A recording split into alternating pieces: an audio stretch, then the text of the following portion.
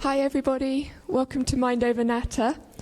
Today we've got Jonny Wilkins from Talkworks coming to do mind, body, stress and washing machines, which are all very intrigued to find out what it means. So thank you very much. Okay. Hello everybody, I'm going to stand over here because we've got some people at remote campuses watching, and apparently if I walk out of here they can't see me. So thank you for inviting me. My name is Jonny Wilkins. I'm a mental health nurse by background and a cognitive behavioural therapist, and I work for the local mental health service. So I work for Devon Partnership Trust, which is the mental health service that covers Devon, and I work for a service called Talkworks, which is a service that delivers therapy for people primarily with common mental health problems like depression and anxiety. But I manage a specialist team that works with people that have got long-term physical health conditions alongside mental health conditions called Talking Health. And that's kind of why I've come today to talk to you about the body and about stress in the body and mind and health, but also particularly about washing machines, which hopefully will become interesting and not fall flat on its face. So this is the service that I work for, Talkworks. This is our phone number. We're a self-referral service. We operate on campus, so we do lots of sessions here on campus out of the Wellbeing Centre and out of the GP surgery, and lots of really good links with the Wellbeing Centre. So we are your local NHS service for people that might need some help around common mental health problems. If you're in Cornwall, and there's some people watching in Cornwall, there's a local service run by Outlook Southwest. So if you need help down in Cornwall, if you Google Outlook Southwest, those are the people to speak to. Okay, so let's move on. So what I'm going to talk to you about today is about people and about washing machines. So the first question would be, what has this washing machine got in common with this person? Okay. So what I'm going to do is use it as a bit of an analogy, a metaphor, a bit of a way of telling a story, because as we like to do this in therapy, it helps to make things a little bit less dry. So one of the ways in which we're quite similar is we've both got like one of these right at the top of us. We've got something where we stick stuff in that goes down a big tube and ends up in the middle of it. So we've got this big thing in the middle. We've got this thing that churns liquid and solids around right in the middle of our bodies.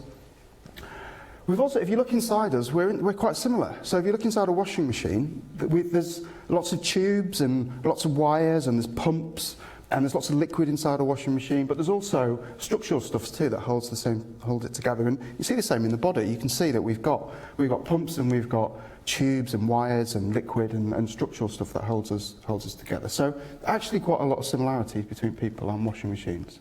And important for our talk today, when people and washing machines go wrong, we tend to do the same thing. We tend to leak and make a big mess all over the floor. So for the purposes of our talk, washing machines and people are alike enough to use as an example. So let's move on. Let's start to think about what happens when these things go wrong and what do we do. So we come to our washing machine and stuff all over the floor, it's gone wrong, what do we do? Well, what we tend to do is we tend to get on the phone and call someone and we need some help, we need some advice. So I've done lots of Googling to get these pictures, really interesting. I'm pretty sure that's the same woman in a different kitchen with a different washing machine. So I think she's just going around breaking people's washing machines. So if you see her, don't let her in your house. But this is what we do. We get on the phone and we call this person. So we call a washing machine engineer who can help us. And what do? Well, they come and they look at the washing machine and they have a look inside it, and they will go through a process. They will try and diagnose the problem. They will then hopefully fix it. They'll hopefully repair it, or if not, we can replace some of the parts, so we can replace bits of it. So maybe the water pump goes, or maybe the belt goes, or maybe there's a problem with the hose, or maybe there's a problem with the motor, and they can diagnose, they can repair, and they can replace these bits. Now, what do we do if we're unwell? Well, we do the same thing. So if we're not feeling well, we call one of these guys. We get in touch with a doctor. If you've never seen Green Wing, go home and watch Green Wing. It's a wonderful TV programme. But we do the same thing. And they do the same thing too. They will diagnose and they will repair. And if need to, we can replace bits of us. They get paid an awful lot more money, but that's what they do. So they'll work out which bit of our body's gone wrong. Is it our heart? Is it our kidneys? What is it? And they can prescribe medication which can help to repair us. We can have kind of more invasive procedures. We might need to go into hospital or have some kind of procedure done. We can do surgery. We can repair bits of our body. We've even got to the point in medical science where we can replace bits of our body. We can do transplants. And this is what I call our standard model of illness. This is the kind of understanding of health that we generally know and that we generally think about. And it's the model of illness that we are socialised to, that we socialise to as children and that we socialise our own children to. This is what we generally understand happens when we're unwell. And I know this from my daughter. I've got a 3-year-old at the moment, and we've had a few trips to the doctor for various things, for vaccinations, or she got attacked by a seagull of all things, and we had to go and get some antibiotics, so we're explaining, well, you have some medicine, and then it makes you stop being, so you won't be poorly, because she got a cut on her finger. And one time, she was jumping on her bed and fell off the bed and cracked her head open, literally, and we took her to A&E, and this is what they do there. They kind of diagnose and they repair and they replace, and that's what we're teaching her. And I will say, we took her to A&E, we did repair her, we didn't replace her. There have been times when I've thought that was a mistake, but we didn't. We glued her head back together.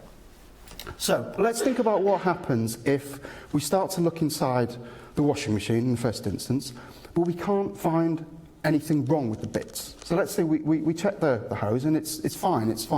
We check the belt, there's nothing wrong with the belt, it's working, the pump is working, the motor is working, the seal around the door is fine, the catch on the door is fine, the power supply is fine. So all the bits appear to be in working order, nothing's broken. But yeah, we're confused because it's still not working.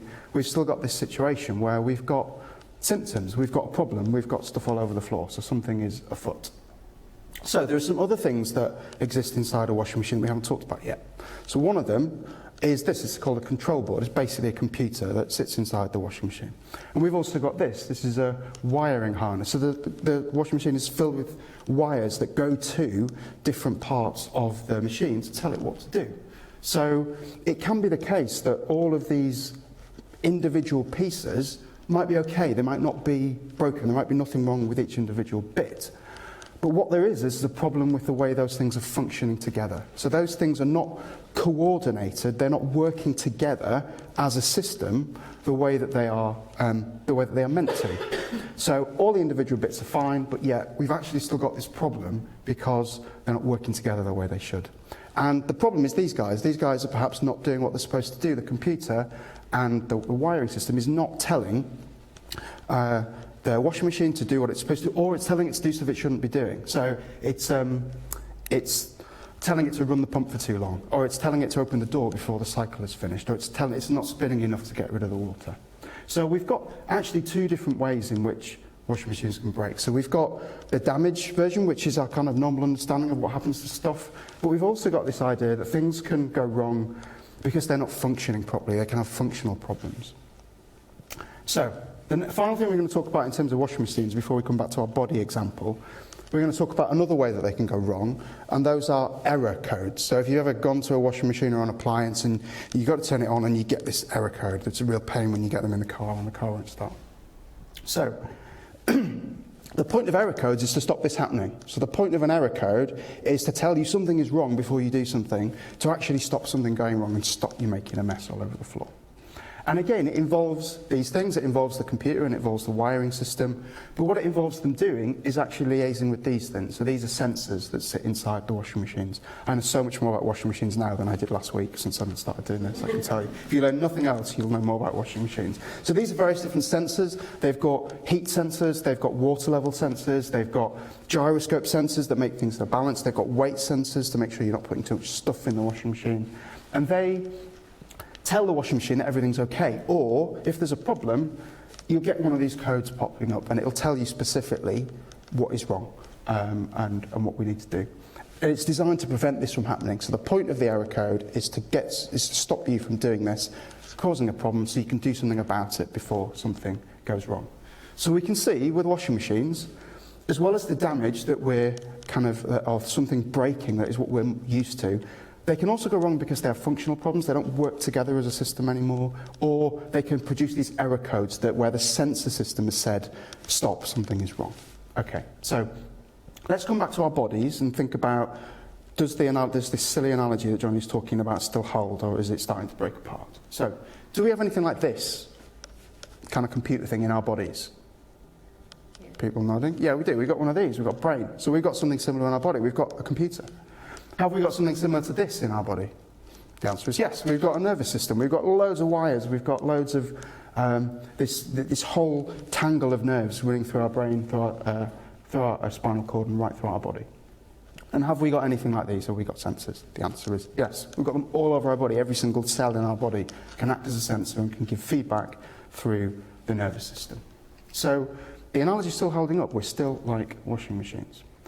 Do we get a functional problem? So this is one of the major things I want to talk about today, but I'm going to introduce it in a quite simple way. So, anybody ever felt embarrassed and blushed?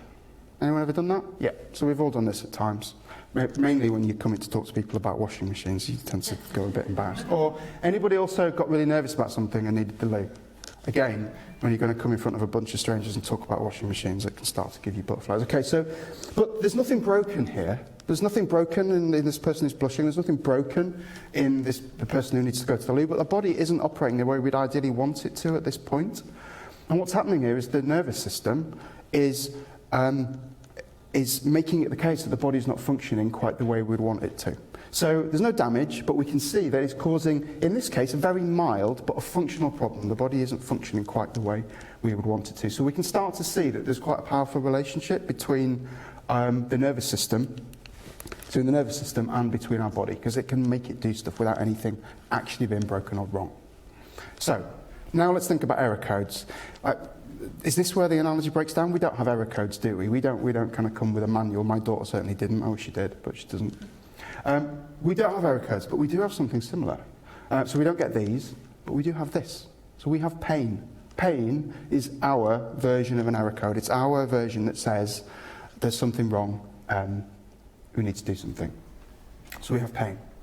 And it's designed to stop this happening. So it's a similar way, exactly the same as the washing machine. It's designed to tell us that there is a problem and you need to do something about it. So if I suddenly got a really strong pain in my appendix area, that would be a message to me to say, Johnny, go and do something about that before you create a mess all over the floor. So we do have error codes. So we can see that human beings and washing machines are actually really very similar to one another. We can both become unwell through damage. When humans become unwell, within kind of medical circles, they call that an organic problem. So it's a problem with the stuff that's in our body, the organic stuff. So it's called an organic disorder. But we can also experience functional disorders. Just like washing machines, stuff can go wrong when there isn't any damage because the body's not functioning the way it should. And we've also got this error system. We've got this pain alert system that tells us that something might be wrong. And so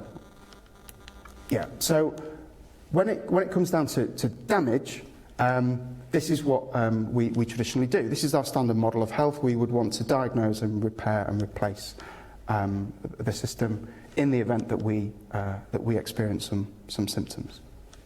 Okay, so what we're going to think about now is how we can fix this. What do we do about this? So if we've got an organic problem, this is what we do. If we've got an organic problem, this is the standard way of treating it. So if I did have appendicitis right now, I would get some repair and replace. I would get somebody to repair the appendix, to take it out, and to replace the hole that they've put in me, and that's what we would do. But what do we do for functional problems? How do we treat functional problems, and what do we do about pain? So we're going to think about washing machines first, and then we're going to come back to the body. So if we've got this situation where suds all over the floor, the washing machine is broken, but the washing machine repair lady, she cannot find what's wrong. She's been through all the parts seem to be working. Well, this is where our analogy starts to break down. This is the point where it doesn't work anymore, and I look silly for talking about washing machines. Because what can we do with a washing machine? What do you do if that system isn't functioning anymore, that central nervous system that's causing a functional problem? Well, we can just replace that. You can get a new circuit board, put it in. You can get a new wiring harness, you can put it in. It's not a difficult thing to fix. Or, worst case scenario, we can throw the whole thing away and we can buy a new one. We can send the washing machine off to the recycler and we can buy a new one. This happened to me literally 3 months ago. Came from a holiday, loads of washing, broken washing machine, £400. But, you know, not a disaster. But what about the body? Can we do this with the body? Is anybody here, I don't know what you guys are studying, anybody here training in brain transplants? Anybody? We can add to this? No. So there's lots of transplants we can do. This is one of the things that we can't do. So we cannot just replace that computer. We don't have the ability to do that. Similarly, what we can't yet do is just get a new body. So there's doing some crazy stuff with robotics. I don't know if you know these guys, Boston Dynamics, doing some really quite scary stuff with robots, but we're not yet at the point where we can replace our body. So this is where the analogy starts to break down in terms of what we can do about these things. Similarly, let's think about the error codes. What do we do if a washing machine shows an error code? How do we fix that problem in a washing machine? Well, we go and find the manual, or what we really do is we Google the code because we threw the manual out, because who keeps washing machine manuals, right? Better things to do in life. We find out what the code is, and then we work out what to do. Maybe we can fix it, maybe we have to call the engineer, but it tells us what to do. How does the analogy work now? Can we do the same with pain? Well, the answer to that question is maybe. It depends on what kind of pain we've got. So, what we distinguish between is having something we call acute pain, which is a pain that exists as a result of an injury or some damage to our body. And if we've got acute pain, we can potentially still do this. So again, if I got a really strong pain in my appendix area, this is what I would need to do. I'd need to get it diagnosed, and I'd need to have some repair or some replace done. So if we've got acute pain, we can do this. But what happens if the error code doesn't go away? So what happens if the guy comes to fix the washing machine and says, oh yes, you definitely need a new water pump, puts a new water pump in, switches it on, the error code's still there. What's going on there? The likelihood is there's actually a problem with the sensor. So the actual thing that it's telling you is wrong is not broken, it's the sensor that is broken. And again, with a washing machine, we can just replace that. We can put a new sensor in, job done. Hopefully not very expensive. But what do we do in our body if we experience the same thing? What do we do if our error code, meaning pain, doesn't go away, even after an injury or some damage is healed? We call that persistent pain, and that's a very different kind of pain to acute pain.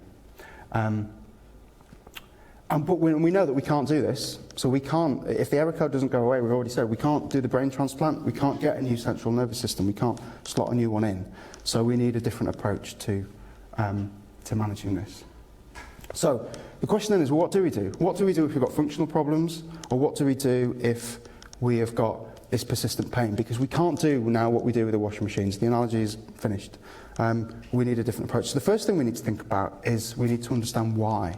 The question we need to ask before we can work out what do we do, why do we get these problems? Why do we get functional problems? Why do we get persistent pain?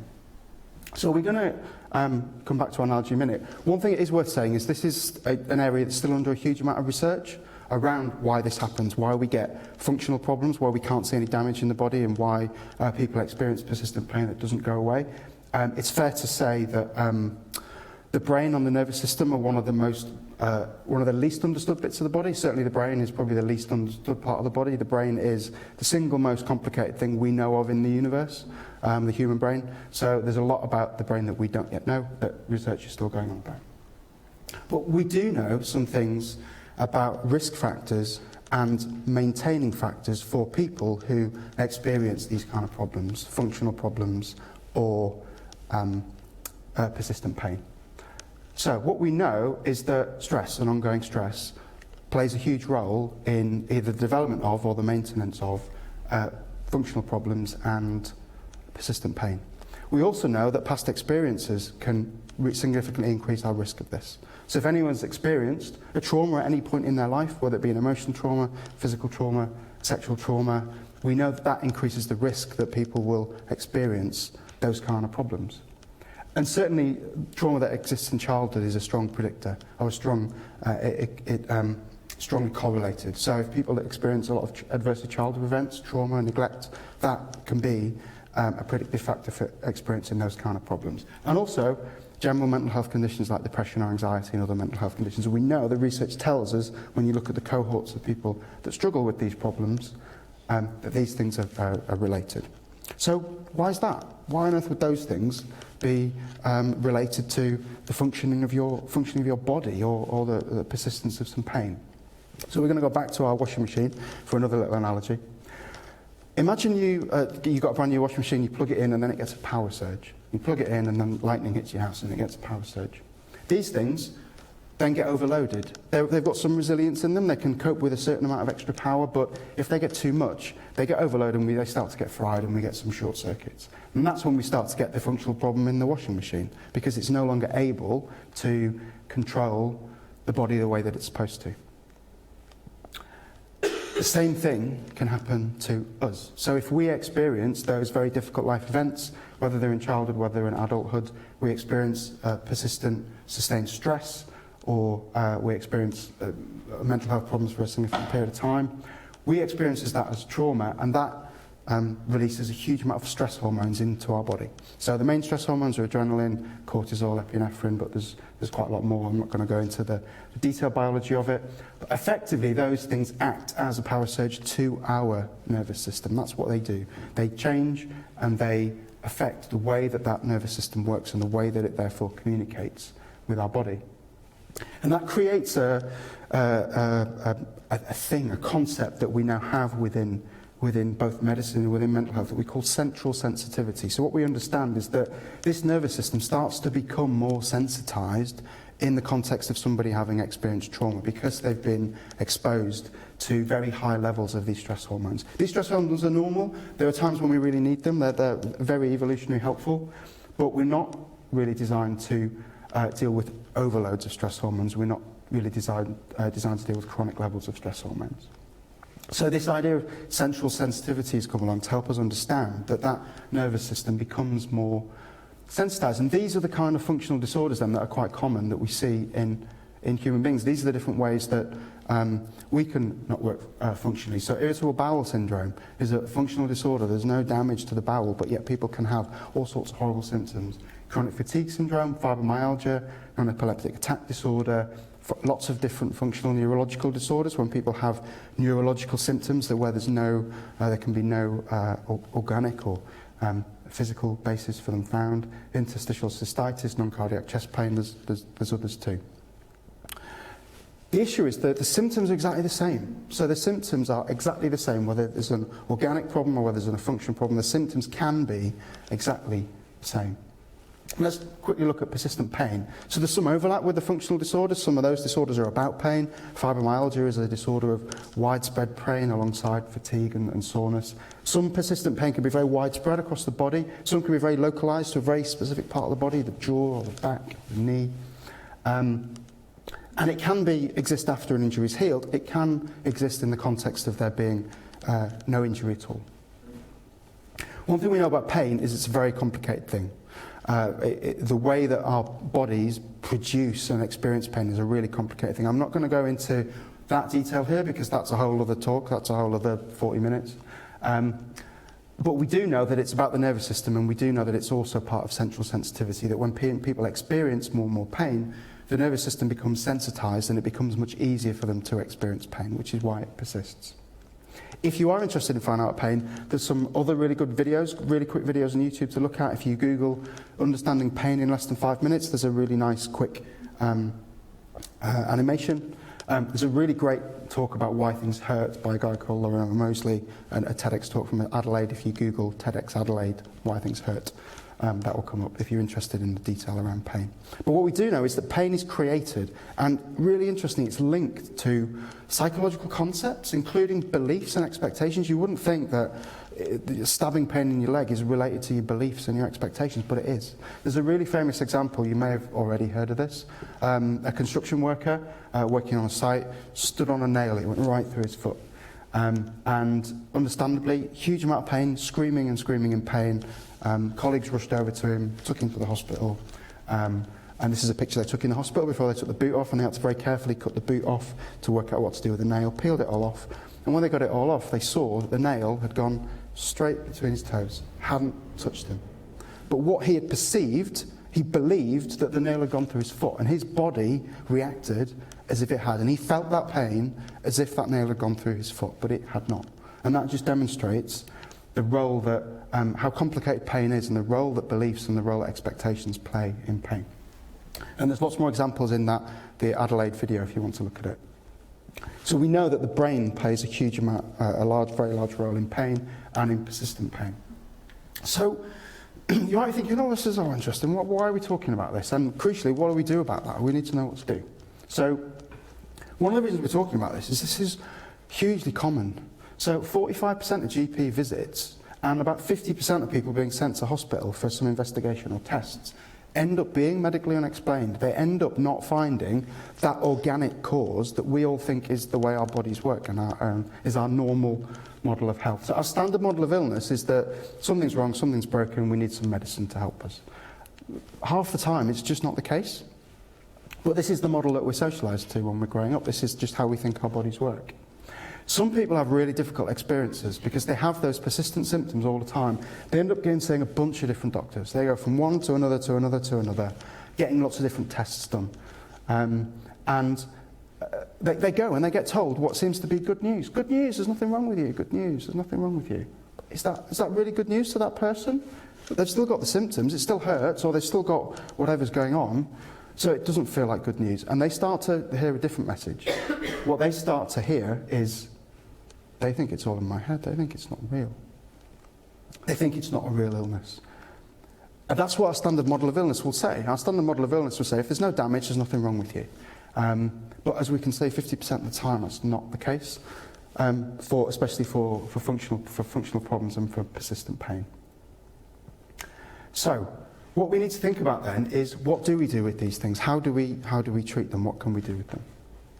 So, we can use some aspects of normal medicine for this, but they're often not the things that people think, and that can be a huge problem with engagement in treatment. So, for example, painkillers are not recommended for people who've got persistent pain, especially opiates, and they can end up causing a huge amount of the problem. You can have people that take increasing doses of opiates to try and manage their pain. What we realise is actually it's probably now the opiates that are causing the pain itself. But because we're socialised to the idea that we've got this standard model of illness, that when we feel pain there is some damage in our body, it's really hard to accept anything else, and therefore it might be hard to accept what is the right treatment for the problem, which might be to actually come off those kind of painkillers and seek a different type of treatment. There are a number of medications that we can take that do influence the nervous system, that cross the brain barrier, that influence the central nervous system, but they're often things that are used as antidepressants and for other mental health conditions because we're trying to influence the central nervous system, and that can be a really difficult thing for people to accept. If people get told, you've got pain but you need to come off your painkillers, or, well, we definitely see there's a problem, but what we're going to do is we're going to prescribe you an antidepressant, all that's likely to do is to reinforce this idea. Well, you think it's in my head, you don't think it's real. They think it's not a real illness because they're not giving me a real treatment, because we've been socialised to the idea that a real treatment is damage, injury to the body, medicine, surgery. So they're stuck with these symptoms. The problem isn't going away. So what we need to think about is what kind of treatments do work for functional problems and for persistent pain. Treatments that do target the nervous system. We do have treatments that target the nervous system. The other major one is this. The other major one is therapy, which is why I'm here and this is what I do. I manage a team that specialises in working with people with long-term physical health conditions, including lots of these functional problems.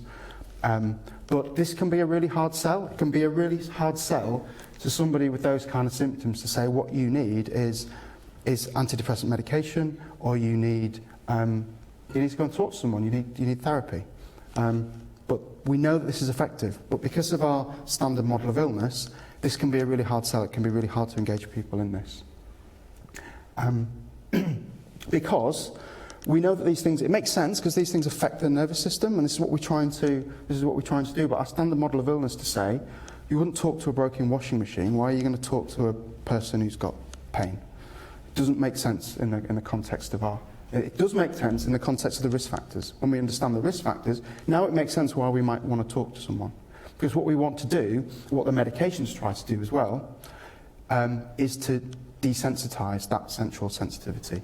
But that's also why we would like, often with people with persistent pain, we want to try and take those opiate medications away, because that's one of the best ways we can to desensitise that system. The opiates are just making that central sensitivity system worse and worse and worse.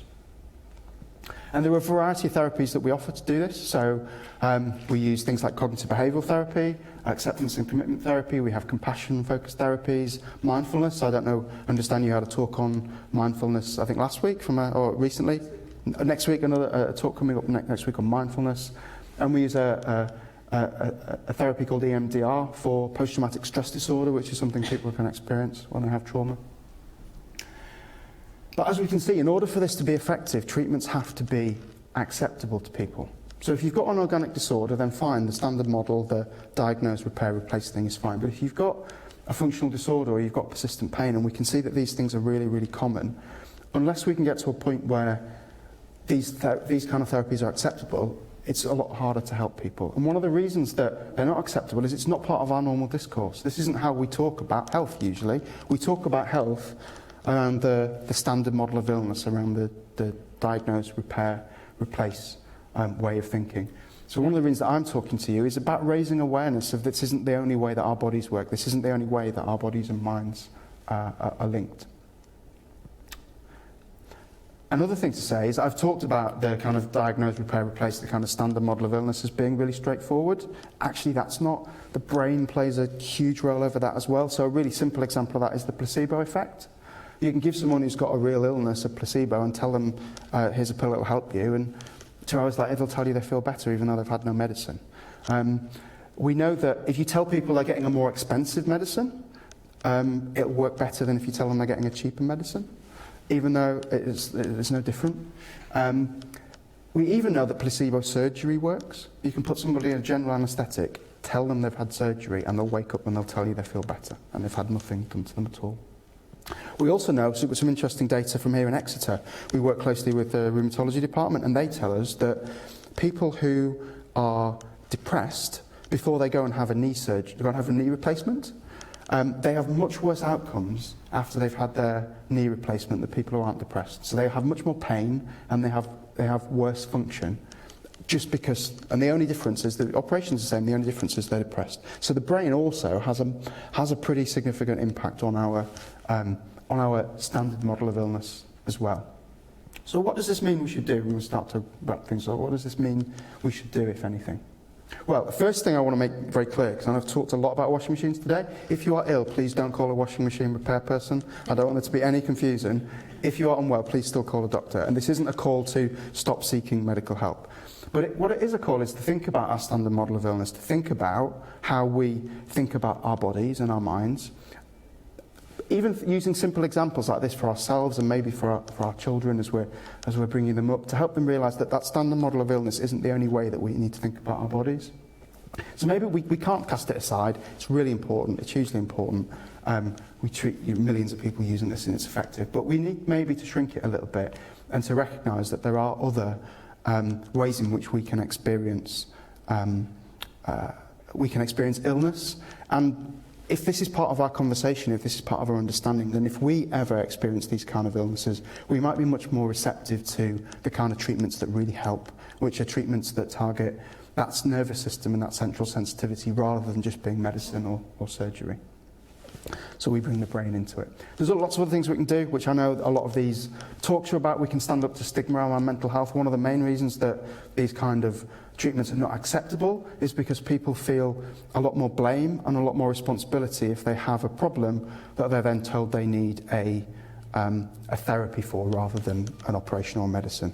So, and that's just because the mental health stigma still exists. Lots of work going on to reduce it. There's a lot more open conversation now, certainly a lot more with younger people, which is really helpful, but we need to keep doing this to make these kind of treatments that can work for people acceptable. I think you're going to have a talk, or I've had a talk on 5 ways to wellbeing. These are really simple tips and things that people can do to promote their own well-being generally. So connecting with other people, keeping learning, well, we're in a university, so that's good. Being active, taking notice, so that's mindfulness and giving and being generous.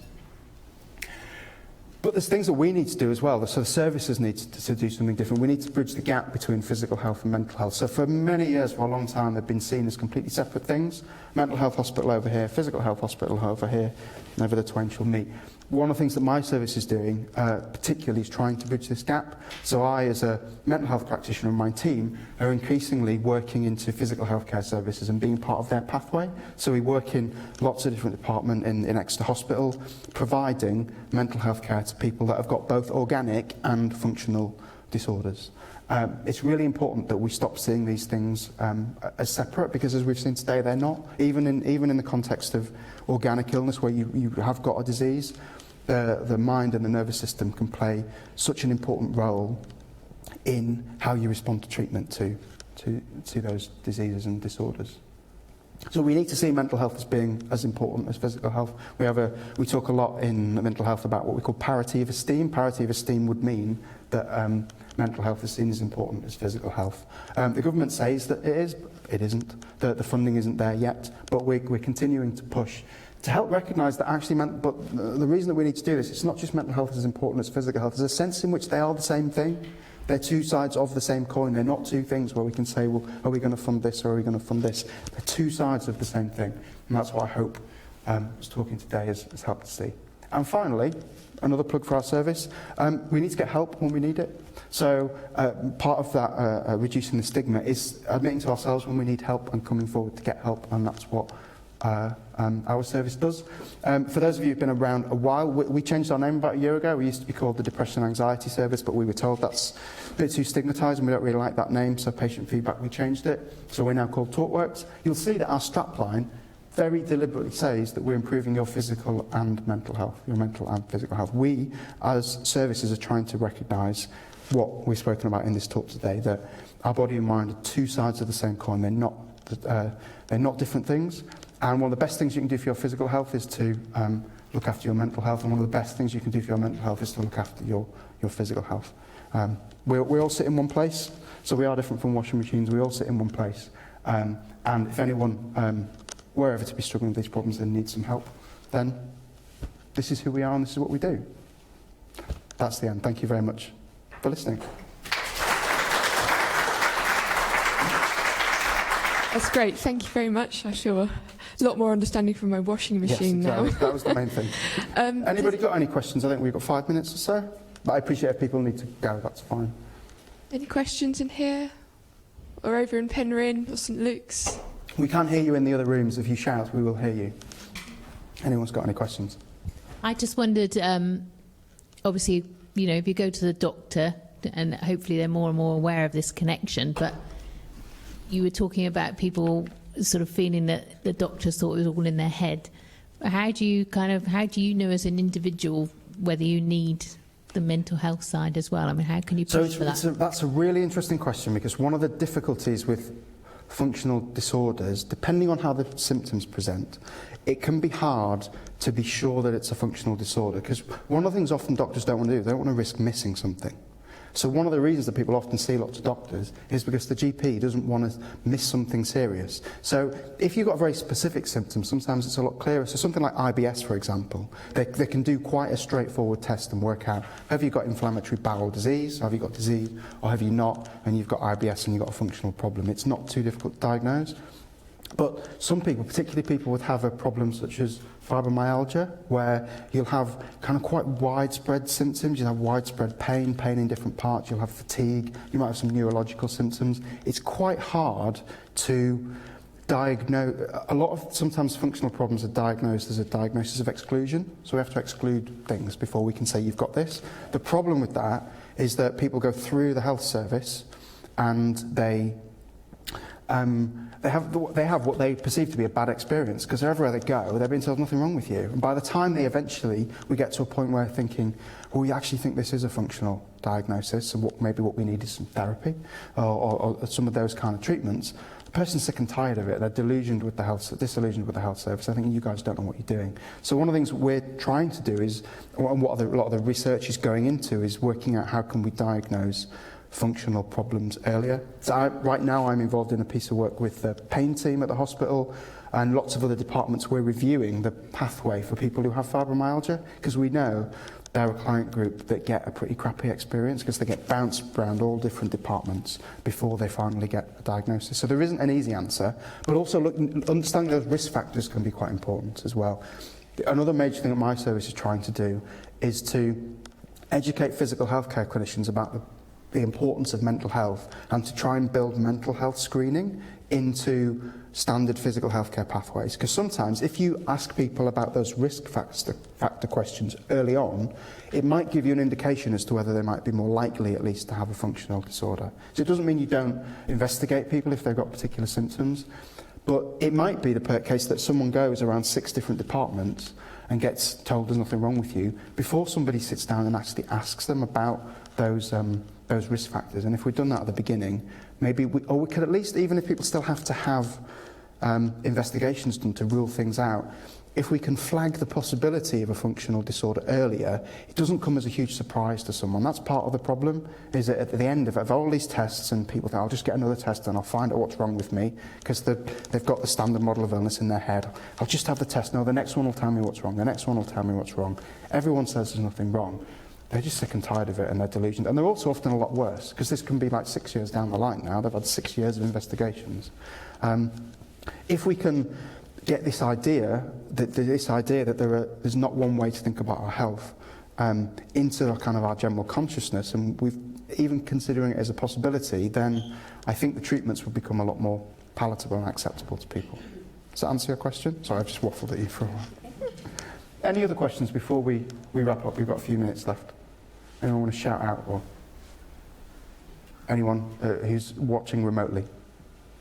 Could you remind our Cornwall colleagues of the Cornwall service that you mentioned? Yes, so there's a Cornwall service. If you, so we're part of a service called Improving Access to Psychological Therapies. It's a national thing across England. So there are services like ours across the whole of England. If you so it's a really catchy term, IAPT. If you Google IAPT in your local area, then what will come up is your local service. And almost, I think every single one of these services is a self-referral service. So you don't need to go and see a doctor to see anybody. You don't need to get a referral. You just ring them up. We've got a website there. For us, all these places have got websites. You can do online referrals.